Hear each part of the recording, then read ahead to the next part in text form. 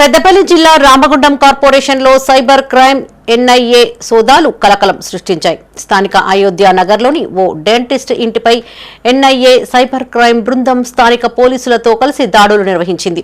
ఉగ్రవాదులతో సంబంధాలు, సైబర్ నేరాలకు పాల్పడుతున్నాడనే అనుమానంతో నిందితుడు ముజామిల్ను సుమారు 4 గంటల పాటు విచారించినట్టు సమాచారం.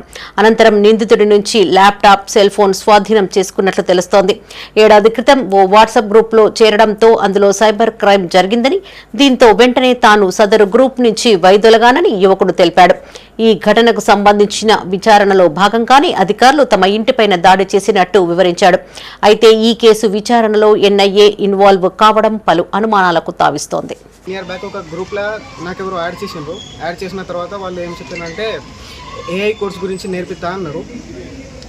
నేర్పిస్తా అని ఏమేమో అంటే క్రైమ్ చేసిండ్రు. వాళ్ళు చేసిన తర్వాత వాళ్ళు అరెస్ట్ అయితే మళ్ళీ నాకు వచ్చి నేను ఆల్రెడీ ఎప్పుడే ఎగ్జిట్ చేసేసిన దానిలోకి వెళ్ళి మళ్ళీ ఇప్పుడు వచ్చి నా కోసం ఎంక్వైరీ చేసి వెళ్ళిపోయాను. అంతే, ఏమని లేదు. వచ్చి చూసి చెక్ చేసిండ్రు, ఫోన్ ఇంకా ల్యాప్టాప్, వెళ్ళిపోయాను అంతే. గుజరాత్ నుంచి వచ్చారా? అది ఇప్పుడు 1 year బ్యాక్ అయింది. అది నాకు ఇప్పుడు మంచిగా గుర్తు కూడా లేదు. దాంట్లో ఏమైంది కూడా నాకు తెలియదు.